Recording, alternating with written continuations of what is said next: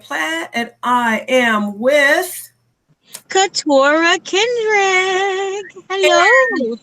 and we are broadcasting live on Google Hangout because we're old school like that. And we're going to talk about Keturah's new book, No No Thanks. thanks. No Yes. Thanks.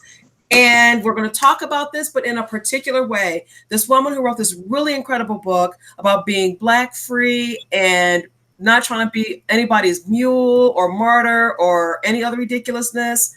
But we're going to talk about this, what this book means in the age of Donald Trump. Yes, Lord. The unfortunate age of Donald Oh, Trump. Yes. look, I didn't vote for him. That's all I'm going to say. Ooh, Not, I know not you didn't, girl. I know you didn't. Right, not my president, not my president. And I'm sure we're gonna get a whole lot of hate mail or hate comments in this, but Whatever. we gotta go. We gotta get Exactly. through it, right? And I'm gonna ask you this question. When I read your book, and I noticed your book in light of your book, Flotus Obama's book, they were written during a time where I think that we're still operating on the goodwill of a lot of our civil rights movements or our human rights movements, such as civil Mhm. rights, human rights, queer rights, and we assumed that because of these, because of the gains that were a part of all of these movements, that we were somehow still on the natural progression of democracy and equity. And I think that Donald Trump definitely put a break on that idea, especially, and it also breaks on the different things that we were able to achieve with because of those movements. So, what do you think your book means in light of what's going on? Well, I think the book signifies, I think, a very important, what do you call it, drawing a line in the sand. And Yes. that line being that although we are in a time period where I truly believe for Black women, we have the greatest access to resources, to options, to lifestyle choices that we would have never had before, that our foremothers could only dream of. While Yes. that is true, that we are still on the precipice. We live at the intersection of race and gender, so we are constantly aware that when a person like the pathological toddler who's in the office right now, Girl. when he is the leader of the nation, that we have to be hyper aware that we are on the precipice, that we Right. will be the first ones at the guillotine each and every time. But despite all of that, no thanks. And for many Black women thought leaders who sort of truck in the same business that I am, Yes. for us, no thanks signifies, so you are not going to dictate how I fight my fight. You are not going to dictate how I live my life. Because one of the things that I was extremely aware of when I wrote this book and when I'm publicizing it and marketing it is, this is not oh, the poor Black women, they are so suffering, it's so sad. It's not that at all. What Right. it is saying, I'm going to be free, I'm going to be black. All I'm the black. going to, exactly, I'm going to be my version of woman. And I specify my version of woman, not what you think a good Black woman should be. I'm going to be my version of woman.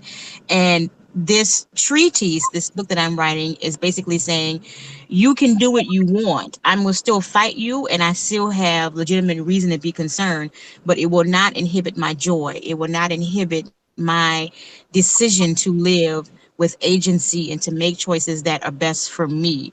Right. And hopefully it work out for y'all, but if it don't, it don't matter, because it's gonna be what's best for me. So I think it's important to be very aware that we are living in frightening times, and Mm, to mm, mm. to be as involved as possible, Yes. and writing all of the atrocities that have been done in these last 2 years, to be very involved as possible, but to also be aware that we are not powerless, and that we, although we live at that intersection of race and gender and we're on the precipice, that we still have the great fortune of living in a time period where we truly have greater access and we have resources to basically say, no, you're going to get all this blackness, you're going to get all this womanness, and Hi. you're going to get it the way I give it to you, and you're going to like it or not.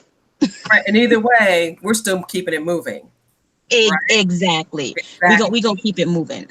Right. Exactly. And speaking of moving and having access, I was thinking about what was going on with the debate on Thursday night and Kamala Harris, um, Hmm. and what she was saying to Biden when she directly said to him, "Your policies on busing hurt me." And how do you think that what she said ties in with what your book is about? Hmm.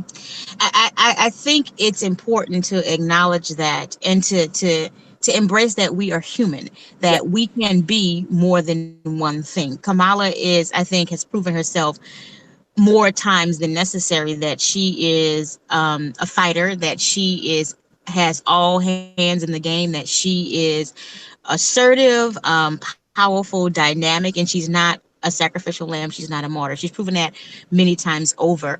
And she also is saying that I am vulnerable Right. to the what the non-female, non-black person decides they're going to pass on across the land, and how that impacts people who like me.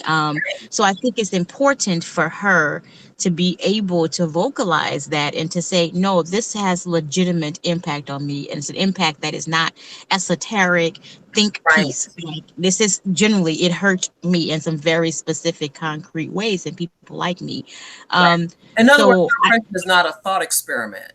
Exactly. It's not like somebody, there's some direct impact on me, and I personally was personally hurt by it. Right. Um, and I think that's the reality of today's times. Like, I've never had to have to terminate a pregnancy. I've never had to even do research on how one does that. But I am clear that all of these ridiculous abortion bans, or all of these ridiculous laws that are suddenly being enacted to make it harder for women who do not have access, for lower class women, for black women to access reproductive rights. I'm clear that although I have not had to access that, the fact that these laws are being enacted puts me in danger. Right. Put- Exactly. it Exactly. puts me in danger, and just the precedents that they are setting in of itself is a danger. I agree. I agree. On that note, I know that you're in your car. I know that you're ripping and running because, hey, new authors got to do what new authors got to do. Thank Yes, you so much. yes. I do want to tell everybody that Keturah and I will be doing this live on August 3rd at Uncle Bobby's Cafe and Books on 7 and 9. So again, it's going to be August 3rd. Uncle Bobby's Cafe and Books, 7 to 9. Keturah and I are going to chop it up some more about her fantastic book, as well as what's going on in our culture right now, in our society, as what it means for being a Black woman, a free Black woman in the age of Trump. Keturah, thank you so much.